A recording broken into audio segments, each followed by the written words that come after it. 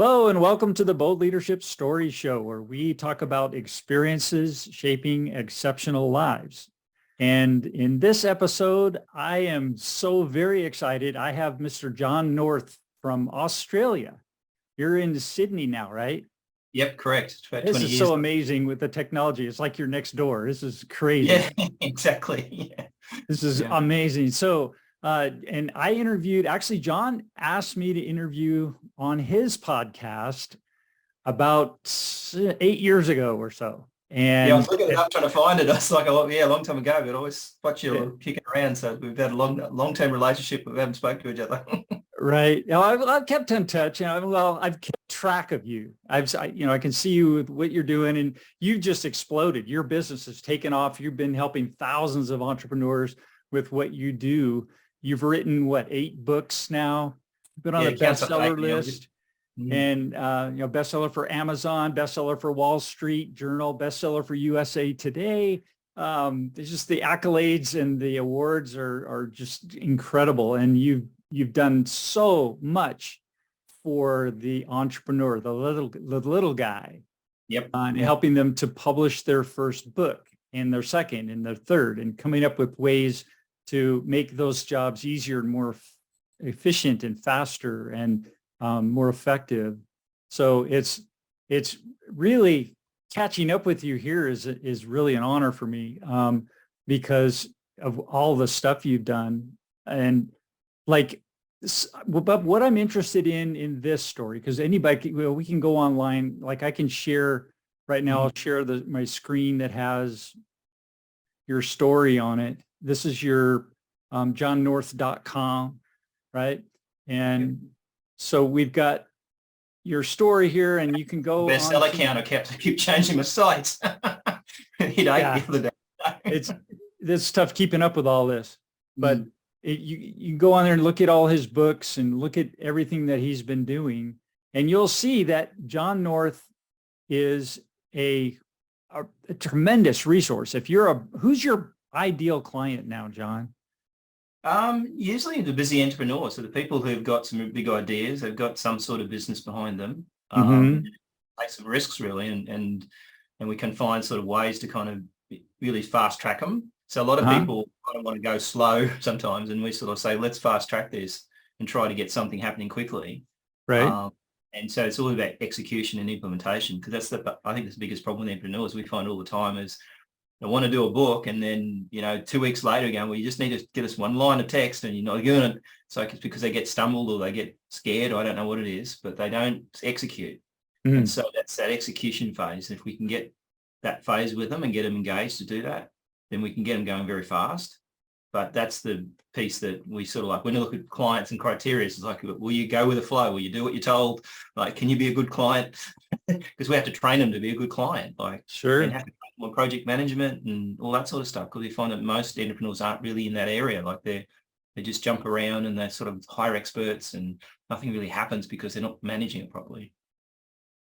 Right. Yeah. Well, it's so important to have that resource, because as we were talking a little bit before we started recording this show, is like entrepreneurships and starting a new enterprise. Even though you may be really smart at something, there's a learning curve, and so your knowledge has to grow, and then there's expenses. You've got costs. You've got all these tools to buy. You've got tech stacks and all these. You get bright, shiny object syndrome, and you look at, I need Salesforce.com, or I need this, or I need that. And all that stuff costs $30, $100, $1,000, all that stuff starts adding up, right? And then in the meantime, the clock's ticking. Exactly. And those bills never stop. No, the bills always come. It's like electricity bills always come. You always at the phone. I think that's why I started building our own platform, because that was the turning point for us. Right. So how are you helping? I mean, how do you set somebody down and say, listen to me, let's do it, do it this way, and get them going? Obviously you're having really good success doing that with people. Yeah, I think number one, we make sure we qualify the right sort of customer, and then I think you need to hurt them enough money-wise to make them do it, right?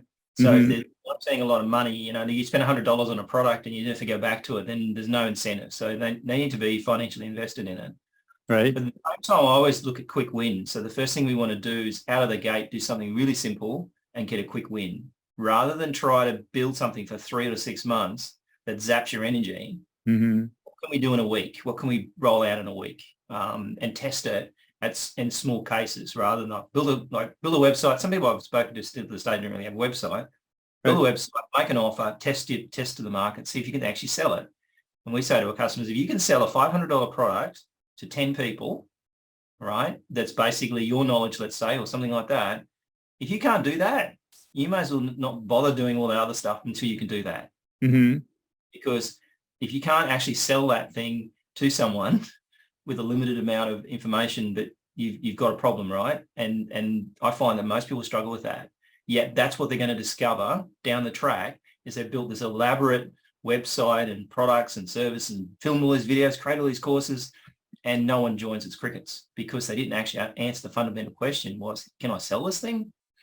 Can somebody actually buy it?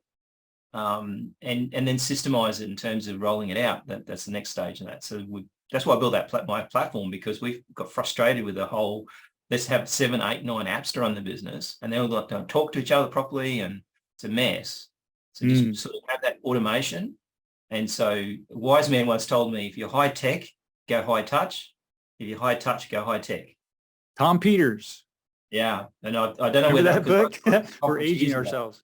Yeah. And people forget that, right? They go really high tech and they forget about the customers. And Facebook, I think, is a good example of that, right? They're going high tech, but very low touch. There's no real, you can't talk it's to very low touch. It's so easy just to send a little message out, and you have to actually talk to somebody and ideally be face-to-face. I mean, Zoom is okay, but face-to-face, nose to nose and toes to toes. That's exactly right. Yeah. So, yeah, I think that's the challenge, is that, you got to be careful that the thing you're projecting in the front end is basically what you're trying to sell, and got your personality on it or whatever, Yeah. So you've obviously learned a lot, and I'm thinking there might be some stories in there of things that, challenges that you've had and faced and overcome that give you this, base of knowledge that you can go out and write 8 books and be on the bestseller list. What that's amazing right there. I mean, how did you get started? What was it that prompted you to get this all going, and what kind of journey did you have? So I'll give you the short story. Okay. Yeah, please. Write a book about it, right? Yeah. When I was a kid, when I was really young, like probably 10, 11, 12, I actually used to pretend to have my own business and play around and have my own cook business selling eggs, and always sort of entrepreneurship. And then I left school at 15. I couldn't get out of there fast enough. And I said, never see me again. And basically I started working for a bank for 12 years, and I got a lot of good training out of the bank, because the banks teach you how to deal with customer complaints and follow systems and all that stuff that's, when you don't realize you're learning it, but they've got a very systemized business. Mm-hmm. And so then I started an IT business and started selling computers and accounting software. And then somehow along the line, Australia got hit with this GST, this new tax, and it decimated my business overnight. We had $1 million business, $1.5 million business turnover, recurring income every year, and have to shop. How long ago was this? 20 odd years ago, nearly 30 years now, probably. Okay. And so basically what happened then, the business just decimated overnight, 80-90% drop once the tax hit, because everybody got scared because they didn't know whether they could pay the tax. It was a tax on 10% on everything you sold. You had to keep the money and send it to the government, and the whole economy just went a mess. And also the Olympics was in Australia and Sydney, so Sydney just went into a slump. They always do. So anyway, I said, I got to get a job, I guess, because this business is just right. And so it took me 6 months to get a job working with a company I was actually selling the accounting software for. And I got the job as CEO, got there and realized they were worse shape than I was. And they were losing a lot more money. I was like, that doesn't last very long. They want me to fire people and shut the show down, like cut it back. From the fire pan into the fire. Yeah. I'd have this conversation with this guy that they sent out, and they said, you know what I think we should do? We should fire some people. And so I'd have all these ideas of how to improve the business. He said, you should fire some people. It's like, okay, I had 23 staff or whatever it was, kept going down. And then I said, look, if you want to make this business successful, give it to me. I'll take it over and we'll do a deal. So in September, what kind of business was this?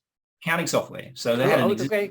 They've been in the game for like 15 years. Like a software as a service thing?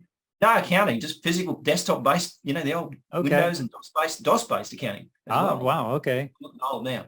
Anyway, so basically what happened was we took it over and we grew it. We were 19 in the world for sales for Australia. We grew that to number 2 in 3 years.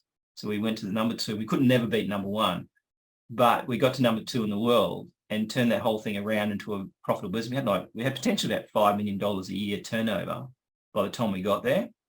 But then they decided they wanted it back because we weren't, like when you're a distributor of something, you don't own anything. We discovered this. You don't own anything. You really own anything in terms of the product or the customer or the resellers. Just started to take it off us. So they set up someone against us. Our supplier attacked us for 7 years, and I fought them. And in the end, I realized we could never win because once they took a customer, we couldn't have them back. So we lost thousands of customers, lost $1 million at least. And in the end, I sold the business twice, which is a story in itself. And thought, I'm going to, this is crazy. And we had a company called Evolve Consulting that we were using for part of the, we had a side business. I was I'll use this Evolve business and I'll start, doing some marketing for people. And we discovered when we started in the market, it was really hard. And I got into book publishing because it was easy to write a book about someone and then use that book to promote it. And so we just kind of started building systems around that. And along the way, I managed to score cancer, not long after I got stomach cancer, not long after we finished that 7-year war, which I reckon was a stress, right? So Monday I get diagnosed. He says, what are you doing Wednesday? I said, I don't know. So I'm going to the hospital. Okay. Wednesday I have an operation. Thursday I'm home. And keyhole surgery, not a single scar, nothing. No chemo. I was so lucky because they caught it early. And it's the most common. He said, I see thousands of people, I do thousands of operations. It's a very common disease. It's undetectable usually. So, just like the universe will not going to let me go then, right? Yeah, if there's one cancer you got to get, that's the one you want. Yeah. Well, the guy that died, the Black Panther guy, the guy that used to be the first Black Panther in Marvel, he died of the same thing I had. So the same year I got it. Wow. So basically, either way, could have gone either way in that situation. And then we sort of developed our own platform over that because over time people wanted more and more, and then ended up in a situation where we realized that executing quickly, having one system and then taking all your knowledge and putting in one place and sticking to it, not jumping around and moving systems all the time and moving websites, which you see a lot, you can actually start building on stuff. And that's kind of what we got to, is realize that you execute quickly, you need a platform to be able to do the pieces you need to do. So I can build a business in a day and a half, 2 days tops, because all I need to do is just take the little pieces of puzzle and then put it in the big puzzle. So you've got this system down now. And so, we can do it fast, and then we can do it for other people fast because we know what to do. Like, get straight to it, focus on what's important, try and sell something to somebody. And if you can't, then you're never going to sell it either way. They think, oh, you're going to, make money while you sleep. You're not going to. Right. So what kind of challenges do people have getting started with that? Just, because there's a lot of people who are really good at sales, but there's more people that aren't. And I think that's a part of the problem, is because a lot of people who, I always find you're an expert in something doesn't mean you're a salesperson. And most people don't like being salespeople. So in their mindset, they don't want to be a salesperson. I said, well, you're the only person in the business. If you're the only person in the business and you're not thinking like a salesperson, you're not going to go anywhere. There's a theory that you should be making $1 million a year before you actually, get out of sales in terms of that. So I remember working with up in Silicon Valley. I spent a year up in Silicon Valley working with startups up there and helping them with some sales and marketing. And I was amazed at how many of them actually thought that, no, I don't need to put marketing together because my product is so good, it's going to sell itself. Yeah, that good old chestnut. I was just completely floored, but and obviously we overcame a lot of that with them, but that was the first salvo. It was like, no, I'm not doing anything because my product is so good. And it's good to have an ego, but I think, well, you got to really take that to heart and put something together, take that humility and really be in a place mentally where you're offering value to someone, and that you're not just giving it away, you're selling it, and there's an exchange, a value exchange that has to happen. Right. And so And you're able to do that with people with no experience. That's And what's sometimes it's amazing. easier. Yeah, it's easier with no experience because then they'll just follow you blindly. Like they go, oh, whatever you think, right? And the way you go. When you've got someone who's got pre-existing things, they tend to go off the reservation on you. Like they'll tend to go, oh, well, you know, go and give him that job. And you come, what are you doing with that? And oh, I've decided to do this. And I said, well, hang on, didn't tell me. So you kind of like moved off to some other project without even, you know, focusing on the one you're supposed to do. So focus is the biggest problem. Mm-hmm. Get it finished, right? If you're going to do something, finish it. Don't half do it and then move on to the next object. And secondly, you know, proof of concept. So I always look at scenarios like minimum viable concept. What can you do to produce to do something rather than this huge thing that you'll never get to? And by the time you'll be so exhausted anyway, Right. figure out a viable product, see if you can sell it. And I think I saw an amazing presentation from a guy last week, a marketing guy. He's tried everything in marketing. One of the things he said was he changed to a completely simple funnel because what he found was that having these extensive funnels and everything become really costly and very hard to maintain, and you've got to feed that engine. So he went high ticket. So essentially what happens is you go to his website and it says you can have my book for free if you fill out the form, and the form says, would you like to book an appointment with me to have a conversation? But in the mail, they send this ginormous package of books and material, and it's just like a real credibility pack, costing $500 to send this box. Wow. And they get the box and then they book the call and he sells on the call. Okay. And that's it. That's his funnel. So because he sells to financial planners, he targets the right sort of people. So he knows where to go to get them and gives them what they need and then has a conversation with them and closes them, right? Simple funnel. The amount of people try to avoid that conversation that says like, let's just get the website to sell it to them, right? The words or the videos and everything will sell it to them. So what's the key in that funnel? What's the most important step in there? Credibility.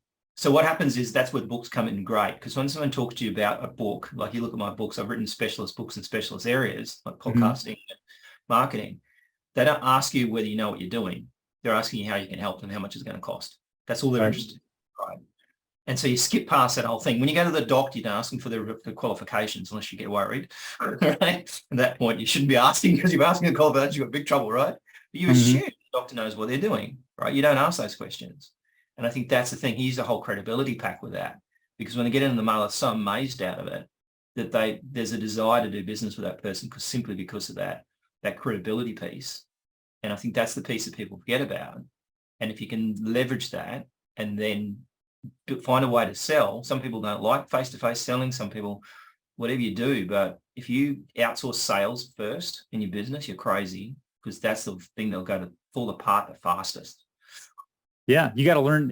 As a CEO, I always tell people, you know, hey, you're the primary salesperson of the business, right? So that's a skill. So I think that's the problem. They avoid it. They spend their time avoiding it. I find the same thing. Like they'll just try to find another way to do it. Find someone else to do something. Try and find anything. It's almost like public speaking, right? Yeah. Most people would rather die than go on public, physically, actually rather die than go on that stage. They'll do anything to avoid it.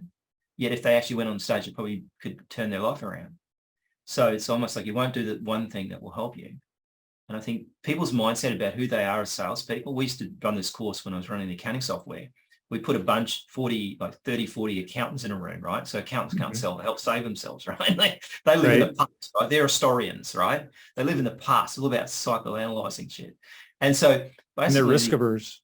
Yeah. And so you get them in the room and say, yeah, someone should write down what you think of salespeople. So you'll have all these people write down they're evil and they're rip-off and merchants and they're all snake oil salesmen and all that sort of stuff.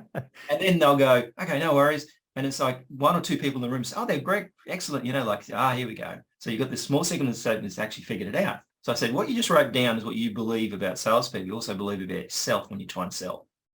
So you can imagine that you're doing what a salesperson needs to do. That's a key right there. That's a big one. Yeah. And so can you write it again? And then they write it again. It's completely different. And I said, now you realize that you're the salesperson in the business. You're selling this accounting software. You need to act like a salesperson. Do what a salesperson does. Talk to them, close them, follow them up, send them quotes.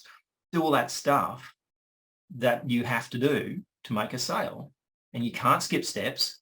It doesn't work that way. You can do fast, but you don't. Like most of the time I'll close, probably on a call. so don't spend a lot of time following up. I find follow-up's the worst possible thing you have to do in sales. Once you Mm-hmm. start a follow-up list, it gets like that. You spend your life following people up who never buy. And so you've got to be good at that and focus on what you say. And I don't do a lot of, so, just to look at what I used to say in the calls and just transcribe it and say, oh, that's a stupid thing to say. What did I say that for? Yeah. Well, it's not unlike, I think, being an athlete, taking a look at an athlete, that's somebody who plays, a sport, maybe squash, like what you play. You're a very high level squash player, right? 3 days a week we play squash. So What's that? 3 days a week, Tuesday, Wednesday, Thursday. Okay, yeah, you're into it. Used to be five, so I've cut back. So you have basic things that you learned and that you continue to do to be at that high level, right? There's basic steps, basic moves, basic muscles that you've got to keep in tune, As soon as you stop that, stretches that you do. That's when it all falls apart. The really fundamental basics, right? Right. It's no different in selling. Yeah, or business for that matter.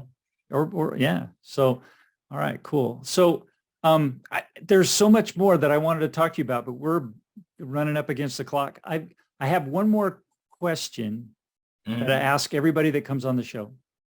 And it's this.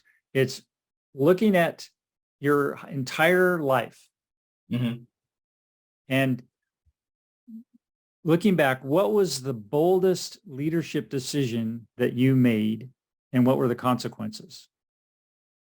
Okay, so when we're in the war with these guys, South Africans, and basically when you deal with South Africans, they're very business-like, and it's almost like they have business and have personal. So if you have does he live in South Africa? The actual company that we used to deal with was in South Africa, so we had to go to this parent company. Okay, so halfway across the world again. Halfway across the world. I went to South Africa like 13 times or something at conferences and stuff. And the single biggest problem we had was, this is the thing we had to suck it, right? We suck it up. Basically what happens, we're being attacked and we wanted to keep our distribution and our only choice was to forgive. Even though we're still being attacked, forgive and forget, because they saw us acting as the victim. That we're the victim all the time, complaining about this other company trying to take our customers and all the tactics they were doing. And we're being victims. We've got to stop being victims. We've got to, forgive, because the whole truth and reconciliation thing. Take the higher road. Take the higher road. So we decided, okay, we're going to take the higher road.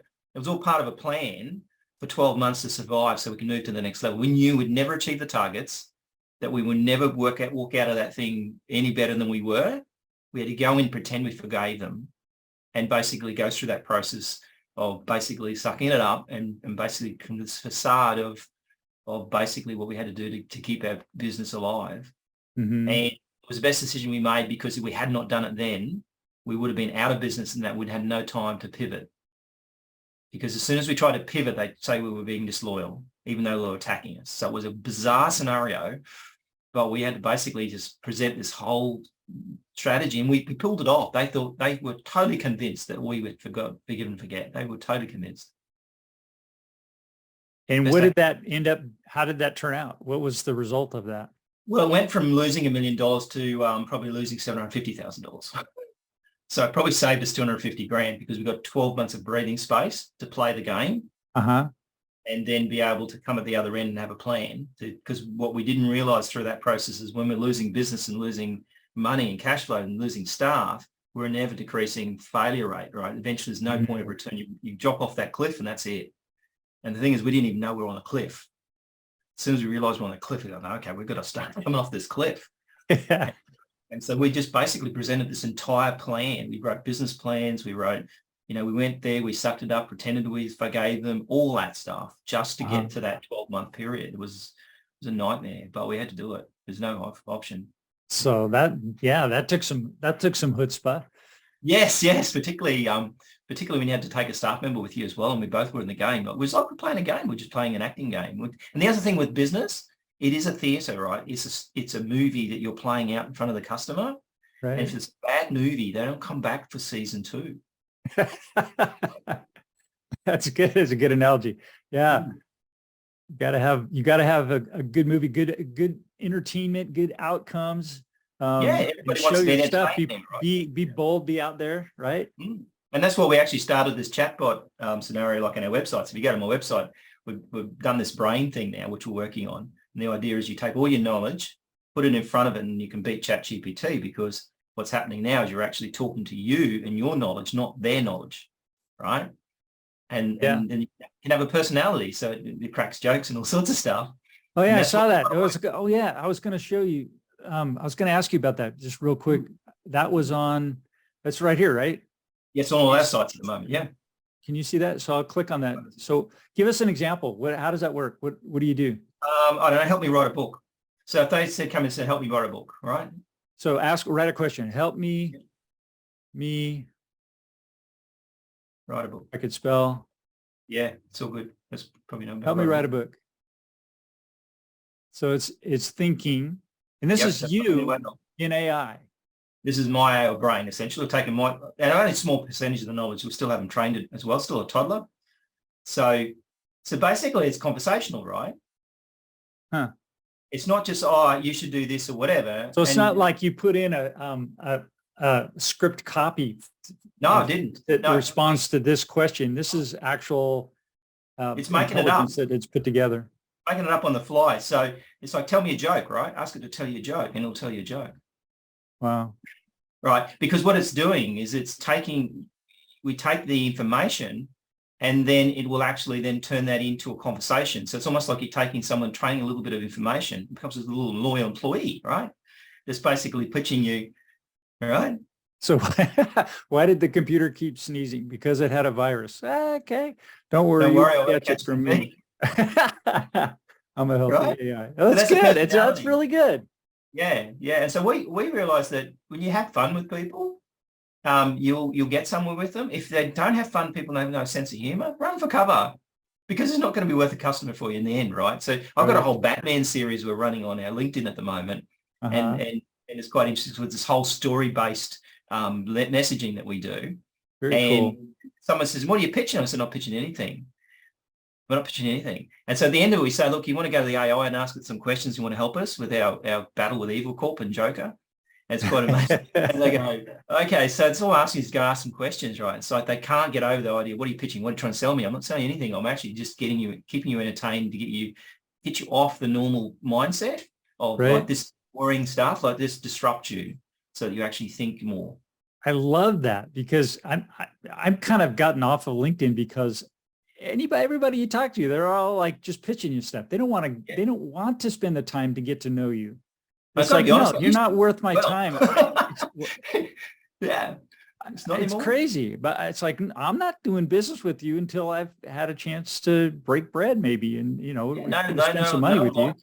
No, trust you. So what I find is that if you have a conversation, and then I've got another one where we invite people to be a podcast guest, because we've done like 800 episodes of this show.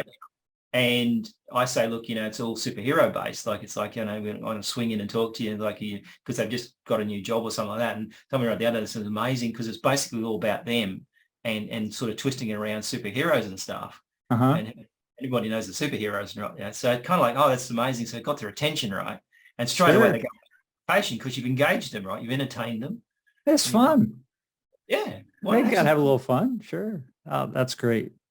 Yeah. John, unfortunately, I think we're about out of time. Thank you so much for joining me on the show today. And I really appreciate it. We'll be getting this out soon. And it's good to see you again. And we'll have to keep in touch. Yeah, great to catch up. We better do it before another 10 years flips up. Absolutely. You got that right. All right. Well, I'm going to sign off. Thanks. Thank you.